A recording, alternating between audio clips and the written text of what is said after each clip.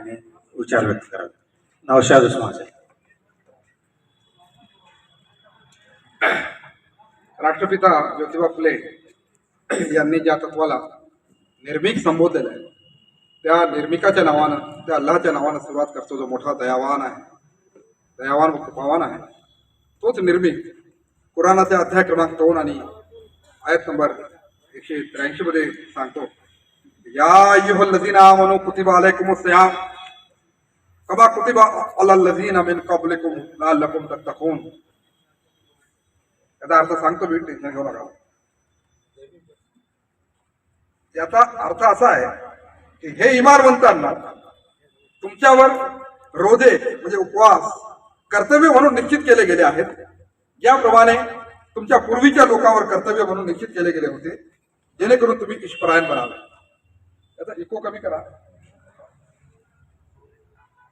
तर एखादा आपण कार्यक्रमाला जातो तर नेमकं तो कार्यक्रम काय आहे, त्याची ऐतिहासिक पार्श्वभूमी वगैरे काय आहे माहीत पाहिजे लोकांना.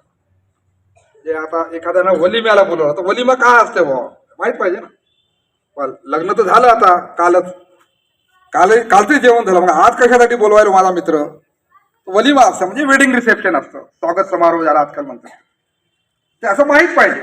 अकिका काय असते, अकिका लेकरू झालं तर बारसं करत नाही मुसलमानात, अकिका करते, तर ते माहीत पाहिजे काय आहे एकमेकांचं.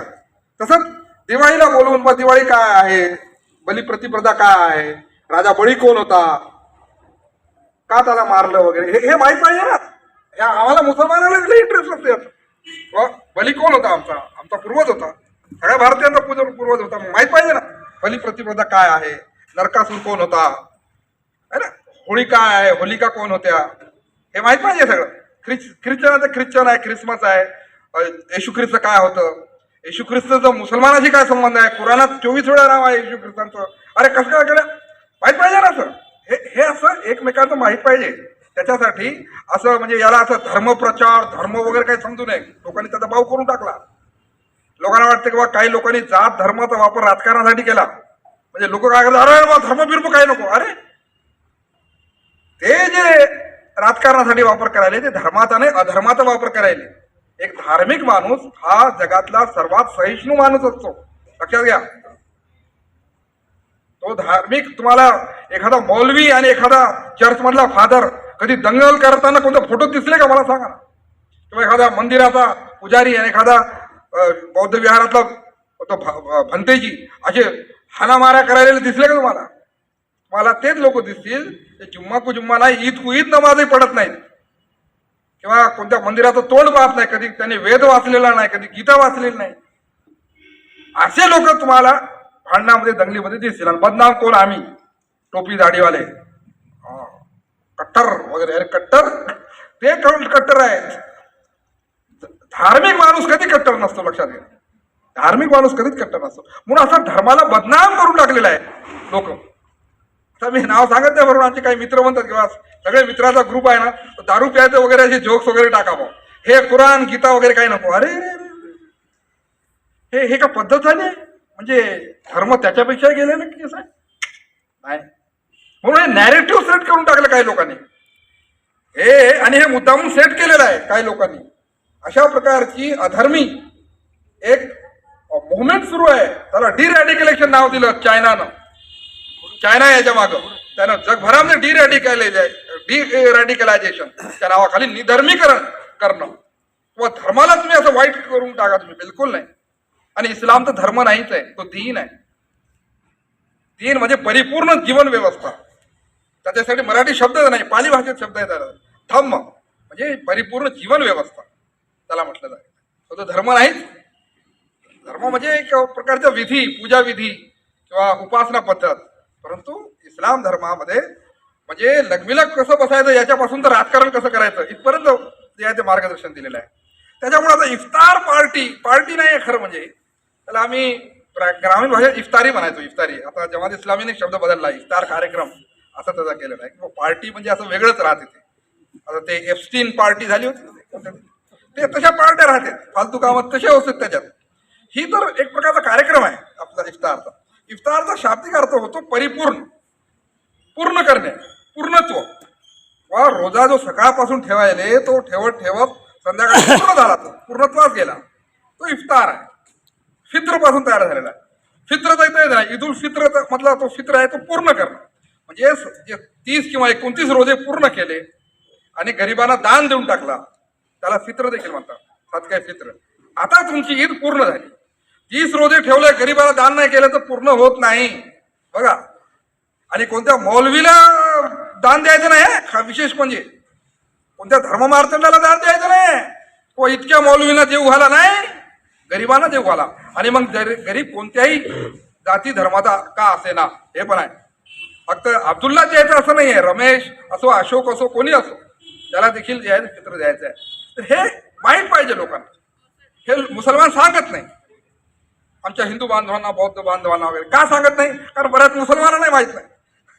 आम्ही असे होलसेलमध्ये मुसलमान झालेले लोक आहोत. असं का अभ्यास करून कुराण वाचून असं मुसलमान झालेले लोक आहोत का? होलसेलमध्ये झालेले लोक आहोत. जसं बाबासाहेबांनी लाखो लोकांना असं उभं करून दीक्षा देऊन टाकली की नाही, तसं इथल्या सुफी संतांनी आम्हाला असं 1-1 लाख लोकांना उभं करून इस्लाम धर्माची दीक्षा देऊन टाकली होती. आणि आम्हाला काहीच माहीत नव्हतं. फक्त नमाज पडताना खांद्याला खांदा लावून नमाज पडू द्यायले बस, हे झालं. मशिदीत प्रवेश द्यायले बस, खूप झाले. एका ताटात जेव घालायले बस झालं आम्हाला. एवढंच बस होतं आम्हाला. गावचा बाहेरचे लोक आम्ही गावात आले, मान सन्मान दिला, भाईसाहेब हे ते, हा बस झालं. ही जी समता आहे ती समता आम्हाला पटली आणि आमच्या पूर्वजांनी जी आहे ते इस्लामची दीक्षा घेतली होती. बाकी असा अभ्यास करून पुस्तकं वाचून जमात इस्लामी वगैरे आता पुस्तकं वाटायला लागले, आता सगळं अभ्यास वगैरे करायला लागले. पहिले लोक माणसं वाचत होते, चालते फिरते माणसं ही पुस्तकं होती आणि ते वाचून जे आहे ते आम्ही इथं आलेलो आहोत. अल्लाह सांगतो, हे इमान म्हणतानो, तुमच्यावर रोजे म्हणजे उपवास कर्तव्य म्हणून निश्चित केले गेले आहेत, याप्रमाणे तुमच्या पूर्वीच्या लोकांवर कर्तव्य म्हणून निश्चित केले गेले होते, जेणेकरून तुम्ही ईशपरायण बनावे. हा त्याचा भाषांतर आहे. रोजा हा जो शब्द आहे ना, तो अरबी शब्द नाही आहे. कुराणात रोजा हा शब्द नाही आहे तुमच्या माहितीचा. हा पर्शियन भाषेचा शब्द आहे, इराणी शब्द आहे, तो फारसी शब्द आहे. तो मूळ अरबी शब्द आहे सौम. सौम काय होतं तर अरब संस्कृतीमध्ये एखादा घोडा असा जरा आळशीपणा करू लागला, समजा थोडा राहते ते थोडं ऐत खाऊ जनावर काही राहते, तर त्याला असं चपळ बनवण्याकरिता, त्याला कार्यप्रमाण बनवण्याकरता काय करायचं, सकाळपासून संध्याकाळपर्यंत त्याला उपाशी ठेवायचं, त्याला पाणी पिऊ द्यायचं नाही, काही दिवस तसं ठेवायचं, थोडं थोडं देव घालायचं एकाच वेळी. आणि मग तो असा चपळ बनत होता. रोजे याच्यासाठी आहे. आमचे काही तरुण आजची जे आहेत त्यांना असं वाटतं की रोजा ठेवला म्हणजे नमाज पडली सकाळची, हे दुपारपर्यंत झोपायचं, त्याच्यासाठी रोजा नाही येतो, त्याच्यासाठी नाही येतो, कार्यप्रमाण बनवण्यासाठी आहे तो. हे जे चळवळीमध्ये काम करणारे लोक आहेत त्यांच्यासाठी आहे खरं म्हणजे, की प्रतिकूल परिस्थितीमध्ये देखील तुम्हाला सस्टेन तुम्ही करू शकावं. युद्धजन्य परिस्थिती असो, कोणती जी आहे ती अशा प्रकारे प्रतिकूल परिस्थिती असो, त्याच्यामध्ये तुम्ही तग धरला जावा. मी एनसीसी मध्ये होतो, माझे मित्र आहेत काही, एनसीसी मध्ये आम्हाला एवढंसं बॉटलभर पाणी द्यायचे सर आम्हाला, आणि ते दिवसभर पुरावं लागायचं आम्हाला. त्याच्यात खाणं पिणं धुणं सगळं त्याच्यामध्ये आलं. ते आम्ही असं जीवाला जपत होतो. अरे बाबा, एक थेंब आम्हाला असं वाटायचं बस एका बॉटलमध्ये. ही अशी जर परिस्थिती आली, अल्लाह न करो, आज देशामध्ये शांती आहे, आज आपण असा सायरन वाजला की खुश होतो किंवा टाइम झाला उपवास सोडायचा, आता आपल्याला जाहिरी करायची आहे. दुसऱ्या देशामध्ये सायरन वाजला तर लहान लहान लेकरं रडतात, त्यांना भीती वाटते सायरन वाजला, हे बंकरमध्ये जावं लागतं त्यांना. हे अल्लाची कृपा आहे की आपल्या देशामध्ये शांती आहे. परंतु अल्लाह न करो जर अशी परिस्थिती आली युद्धजन्य परिस्थितीमध्ये, तर तुम्ही तग धरला पाहिजे. तुम्ही जे आहे ते शरण जायला नको शत्रूला. हा, लोक कशा कशा गोष्टीला सरेंडर होऊन जातात बघा तुम्ही, तसं नाही राहायला पाहिजे. तुमच्यामध्ये नैतिक बल पाहिजे. हा सौमचा उद्देश आहे. सौम नावाचा आणखीन एक खेळ होता अरबस्थानामध्ये. ते असं वादळ उठते वाळवंटाचे अरबस्थानामध्ये, आपल्या राजस्थानमध्ये वादळ असं उठते. त्या वादळाच्या विरोधात जायचं, उंटात बसायचं, उंटावर बसायचं, घोड्यावर बसायचं आणि त्या वादळ ज्या दिशेने येतात त्या दिशेनं उलट दिशेने धावत जायचं. किती अवघड गोष्ट आहे. ज्याला म्हणतात सौम. प्रवाहात वाहून घ्यायचं नाही, होला हो लावायचं, हो हो तूही बरोबर, हा चाल, नाही तुम्ही चुकता इथं. हे बोलायची हिंमत, हे बोलायची धमक जर पाहिजे माणसामध्ये. प्रस्थापितांच्या डोळ्यात डोळे घालून की नाही तुम्ही चुकताय, तुमचं बरोबर नाही, असं प्रवाहात न वाहता प्रवाहाच्या विरुद्ध दिशेनं वाहायचं, त्याला खूप मोठी ताकद लागते. आणि रोजा ती देते. जास्तीत जास्त काय करणार आहे, नोकरीवरून काढून टाकेल ना. 2 टाइम नाही 1 टाइम जेवावं लागायचं, बस एवढंच आहे ना. बस तेवढ्यावर मी काढेल, परंतु तुझ्या होला हो लावणार नाही. याला म्हणतात बल, नैतिक बल. ते म्हणतात ताकद. ताकदवरून येते तकवा. तकवा म्हणजे ईश्वरायंता. लोकांना असं वाटतं की बा असं दाढी टोपी असं काही घरून असं बसला वा मथारा भाग तकवा आहे, त्याला ईश्वरायंता नाही. ताकदवरून तकवा आहे. नैतिक बल, त्याला फार चांगला शब्द आहे मराठीमध्ये. तुमच्या ताकद आली पाहिजे तशी. नंतर सांगण्यात आलं की तुमच्यावर कर्तव्य म्हणून निश्चित केले गेलेले आहेत, ज्याप्रमाणे तुमच्या पूर्वीच्या लोकांवर. पूर्वीचे लोक म्हणजे कोण? आदरणीय प्रेषित मोहम्मद सल्लल्लाहु अलैहि वसल्लम यांच्या पूर्वी जे प्रेषित होऊन गेले, प्रेषित येशू ख्रिस्त, प्रेषित मूसा, आणि भारतामध्ये आले असतील प्रेषित एलिया इथं आले आहेत, इलियास त्यांचं नाव आहे. प्रेषित आदम इथं आले, प्रेषित नू आले असं म्हटलं जातं. इथं 9 कबरी आहेत. 9 प्रेषितांच्या कबरी आहे पंजाबमध्ये. कोणते प्रेषित आहे नाव माहित नाही, परंतु 9 प्रेषितांच्या कबरी आजही आहेत पंजाबमध्ये. त्यांचं नाव माहित नाही तर शिकवण कशी माहित राहील? नावच विसरले लोक, शिकवण तर कशी नाही. परंतु त्यांची शिकवण, ते जे मागचे होते त्यांची शिकवण थोड्या थोड्या प्रमाणात अजून बाकी आहे. लोकांनी त्याच्यामध्ये प्रक्षेप केला. काही लोकांनी काय काय काय करून टाकवा, हे खाऊ शकता उपवासामध्ये, ते खाऊ शकता म्हणून उपवासाचं स्वरूप बदलून टाकलं. परंतु उपवासाचं कन्सेप्ट आहे. उदाहरणार्थ हिंदू समाजामध्ये हे वार धरला जातो. वार है ना, एखादा दिवस धरला. वारचा शब्दशः अर्थ रोज आहे. ती कोणाला विचारून घ्या. रोजा अर्थ वार, सोमवार मंगळवार असं. तर सोमवारी जे आहे महादेवाचा उपवास ठेवतात काही लोक, मंगळवारी देवीचा ठेवतात है ना, बुधवारी मला वाटतं गजानन बाबाचा, गजानन महाराज गुरुवार आहे. बुधवार कोणाचा आहे? दत्तात्रयांचा आहे. आणि गुरुवार गजानन महाराज. शुक्रवारी मला वाटते यांचा आहे, पुन्हा देवीचा आहे. देवीचा आहे. शनिवारी जे आहे हनुमानाचा आहे. रविवारी सूर्यनारायणाचा आहे ना. थोडाफार अभ्यास आहे आपला. तर असं वार धरते. म्हणजे कोणता ना कोणता कन्सेप्ट. भगर खाते, साबुदाणा खातेत, फ्रूट खातेत. स्वरूप नंतर बदलत आलं. परंतु निर्जली उपवास ठेवणारे माझे काही मित्र आहेत, जे निर्जली उपवास ठेवतात. आणि निर्जली उपवास ठेवण्याचा फायदा असा आहे की अशा लोकांमध्ये ब्लड कॅन्सरचं प्रमाण कमी आहे. म्हणून बरेचसे लोक जे नास्तिक आहेत, कोणत्या देवाला मानत नाही, ते पण निर्जली उपवास ठेवतात.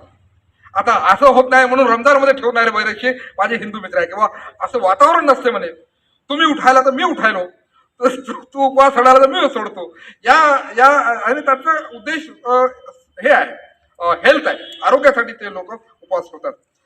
बौद्ध लोकही उपवास ठेवतात. मला कोणीतरी सांगितलं की एका बैठकीमध्ये जितकं जेवण झालं तेवढं 24 तासात खायचं.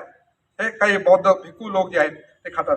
किंवा जे भिक्षा मागतात ते 7 घरामध्ये जेवढी भिक्षा मिळाली तेवढंच 24 तासामध्ये तेवढंच थोडं करून खायचं, त्याच्यापेक्षा जास्त खायचे नाही. असे वेगवेगळे नियम आहेत त्यांच्यामध्ये.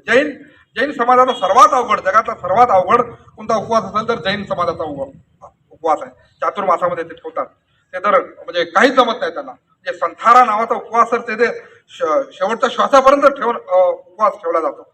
इतका खतरनाक, म्हणजे इतका कडक जे आहे ते त्यांचा उपवास. ख्रिस्ती लोकांचे उपवास 40 असतात आणि त्यांचा उपवास ते वर्षातून केव्हाही सुरू करू शकतात. यहुदी लोक जे आहेत त्यांचा यौम किप्पूर नावाचा एक दिवस असतो. 25 तासांचा त्यांचा उपवास असतो. तर अशा प्रकारे सगळ्या समाजामध्ये, म्हणजे एक पारसी समाज सोडला तर जगातल्या सर्व समाजामध्ये तुम्हाला उपवासाची वेगवेगळ्या पद्धतीने जे आहेत कन्सेप्ट तुम्हाला दिसेल. पारसी लोकात उपवास ठेवणं हराम आहे, म्हणजे पाप आहे. तोच एक समाज आहे जो उपवास ठेवत नाही. बाकीचे सगळे लोक जे आहेत ते उपवास ठेवतात. अशा प्रकारे ही जी उपवासाची संस्कृती आहे ती माणसाला माणसाशी जोडते. उपवास हा शब्द मला खूप आवडतो. मला उपास नाही, उपवास आणि उपवासामध्ये फरक आहे. उपास म्हणजे उपाशी राहणे, उपास मार त्याला आपण. उपवास म्हणजे आवास करणं. असा आवाज कोणाचा तरी जवळ असणं, सानिध्य प्राप्त करणं, त्या सृष्टीकर्त्याचं, त्या परमेश्वराचं सानिध्य प्राप्त करणं, त्याला उपवास म्हटलेला आहे. त्याला कुर्ब म्हणते, कुर्ब इलाही त्याला म्हटलेलं आहे. की जेव्हा माणूस उपवास ठेवतो तेव्हा तो जवळ होऊन जातो त्याला. कारण काय, खायचं प्यायचं नाही म्हणून फार जास्त स्वयंपाक करावा लागत नाही महिलांना. गडी माणसे एका जागी बसून राहते. बसल्या तो विचार करतो ना माणूस. आपण काय केलं काय नाही आतापर्यंत. बघा तुम्ही रमजानमध्ये सगळं आठवते ते मागच्या वर्षी या वर्षामध्ये काय काय केलं काय केलं. माणूस विचारप्रवण होतो ना, आपल्या आतमध्ये डोकावतो तो की मी कसा आहो मी काय आहो. याच्यावर टिप्पण्या कर, त्या ग्रुपमध्ये त्याला त्रास दे, त्याच्याची भांडणं कर, याच्याची भांडणं करून रमजानमध्ये थोडासा गच्चूप असतो. मी काय आहे हे जे आहे ना आतमध्ये डोकावणं, याला म्हणतात तकवा. आणि याला म्हणतात जे आहे ते स्वतःला बघणं, स्वतःचा महासेवा करणं, स्वतःमध्ये डोकावणं, याला म्हणतात ईशपरायणता. इंग्रजीत फार चांगला शब्द आहे कॉन्शियसनेस. बराक ओबामा यांनी शब्द वापरला होता. ती इफ्तार पार्टी ठेवली त्यांनी व्हाईट हाऊसमध्ये, तर सांगितलं गॉड कॉन्शियसनेस, तकवा. गॉड किंवा तो मला बघतोय. आणि कसं कसं निर्माण होते. समजा तुम्ही उन्हाळ्यामध्ये आपल्या घरी बसलेले आहात, फ्रीजमध्ये थंडगार पाणी आहे, पाणी पित नाही माणूस. म्हणजे सीसीटीव्ही कॅमेरे नसले तरी तो एकटा असला तरी पाणी पित नाही. का पित नाही? कशाची भीती आहे सर? पुन्हा बघणारा नसला मग काय, तो बघतोय तो बघतोय. 14-15 तास त्याच्या मेंदूवर हे संस्कार घडतात. हे पूर्ण 29-30 दिवस त्याच्यावर संस्कार घडतात. पण तो ऑफिसात असला तर टेबला खालून तुला आत घेणार नाही, कारण तो बघतोय.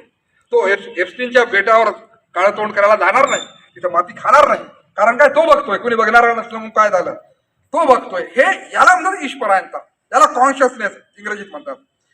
याला तकवा म्हटलं गेलेलं आहे. चारित्र्य संवर्धन करणं, चारित्र्य संवर्धन करणं हे फार आवश्यक झालेलं आहे या आजच्या पोर्नोग्राफीच्या आणि याच्या या काळामध्ये. मला फार चांगलं वाटतं. मी दुसऱ्या गावात सांगतो की माझं उमरखेड शहर आहे, याच्यामध्ये एकही टॉकीज नाही आहे. हे पवित्र झालेलं शहर आहे. पाक हो गया टॉकीजचं, पाक हो गया शहर. तसं म्हणजे एक चांगलं शहर आहे ते. म्हणलं एक देश आहे की ज्याचा पूर्ण देशामध्ये एकही टॉकीज नाही. माझं शहर आहे उमरखेड, एकही टॉकीज नाही त्याच्यामध्ये. हे फार आवश्यक आहे. आणि हे तरुण लोकांसाठी हे फार आवश्यक आहे. चारित्र्य संवर्धन नाही केलं ना, त्याला कोणी ब्लॅकमेल करतो, कोणी म्हणजे एवढा मोठा जे अमेरिका आहे त्याला एवढंच इराण आहे, त्याच्यासमोर नमवलं, त्याला तोंडाला फेस यायला लागला. का? त्यांचं चारित्र्य संवर्धन आहे. काय उखाडून घेतो खे तुझ्यात. मी मेलो तर हा मेलो तर तो मेला तर हे अजून 10 वर्ष लढू शकतो म्हणते. चारित्र्य संवर्धन नाही. दुसऱ्या माणसाकडे अण्वस्त्र आहेत सगळ्यात जगात, पूर्ण पृथ्वी 70 वेळा नष्ट करणारे अण्वस्त्र आहेत, ते पण फिके होऊन जातात चारित्र्याच्या जोरावर. चारित्र्याच्या जोरावर इंग्रजांना आपण हाकललं कशाच्या जोरावर? बंदुकीच्या नाही, चारित्र्याच्या जोरावर. म्हणून हे चारित्र्य फार आवश्यक आहे. डोळ्यात डोळे घालून आपण बोलू शकतो, हे महत्वाचं आहे. काही दौलत नसली, काही शस्त्र नसले, काही ताकद नसली, काही गरज नाही, तुमच्याकडे चारित्र्य पाहिजे. आणि रोजा हा चारित्र्य उत्पन्न करतो. अशा प्रकारचे अनेक शब्द आहेत, अनेक गोष्टी आहेत, ते समजून घेतले पाहिजे. आपण एकमेका इतके वर्ष राहतो. आपण हिंदू समाजाला, वैदिक समाजाला विनंती आहे की त्यांनी त्यांच्या संस्कृतीचे काही शब्द मुसलमानांना समजून सांगावे. बौद्ध धर्मीय अनेक तर सांगतच असतात. माझ्याकडं 3 भाषांतर आहेत याचे, धम्मपदाचे. बुद्धाने त्यांचा धम्म याचाही भाषांतर आहे माझ्याकडं. ते आमचे सरदार, 500 सरदार आहे का करो, 500 सरदार माझ्या घरी यायचे. ते मला हे सांगायचे बायबलमधलं, मी त्यांना कुराणामधलं सांगायचं. ते बकरीचं असं बकऱ्याचं मटण त्यांच्या घरी घेऊन जायचे. तर दरवेळेस ते सांगायचे की बाबा ते त्यांचा मुलगा जो आहे तो इस्हाक होता. मी सांगायचो नाही, कुराणात इस्माईल आहे, इब्राहिम यांचा मुलगा. ते नेहमी आमच्याशी वाद व्हायचा की नाही ते इस्माईल होते म्हणायचं आणि ते म्हणायचे इस्हाक होता. म्हणजे जाऊ द्या, दोघांचा बाप इब्राहिम होता की नाही, जाऊ द्या.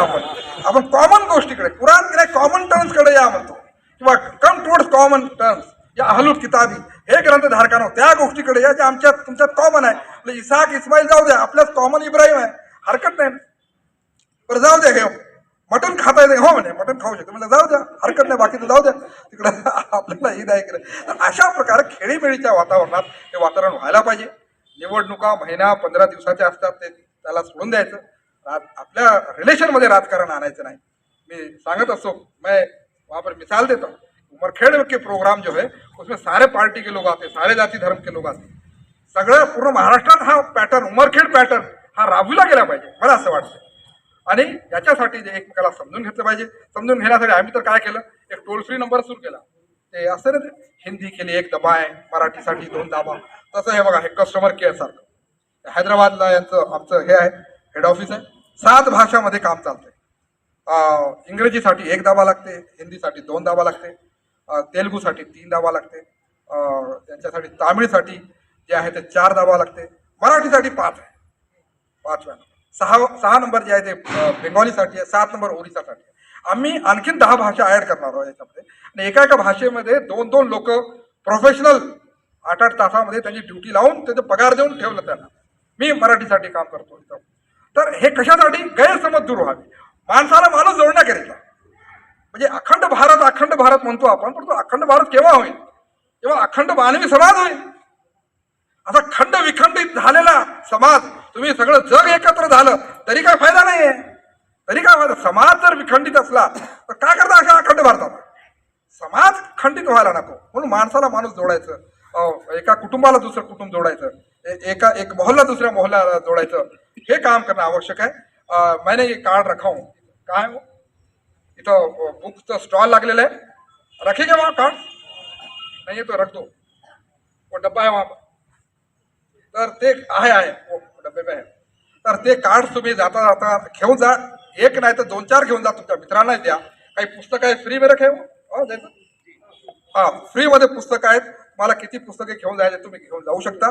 तुमच्याकडे काय असेल, उर्दू भाषेत गीता आहे, माझ्याकडे आहे, माझ्या पत्नीने आणलं. तुमच्याकडे उर्दू भाषेत गीता असेल ते आमच्या मुस्लिम बांधवांना द्या. धम्मपद असेल हिंदी भाषेत ते आमच्या मुस्लिम बांधवांना द्या. तुमच्याकडे बायबल असेल उर्दू भाषेत ते आमच्या मुस्लिम बांधवांना द्या. अशा प्रकारे साहित्याची, विचारांची देवाणघेवाण झाली पाहिजे. काही प्रश्न असला तर भ्यायचं नाही, मुसलमान को काय को पूछना भाई, असं काय नाही. किंवा जमात इस्लामीच्या लोकांना तरी विचारू शकता तुम्ही डेअरिंगला, असं याची गॅरंटी देऊ शकतो मी. ओके, तर अशा प्रकारे खऱ्या अर्थानं जर आपण एकमेकांची जे आहे ते विचारांची देवाणघेवाण केली, खऱ्या अर्थानं इफ्तार कार्यक्रम होईल, इफ्तारी होईल असं मला वाटतं. धन्यवाद.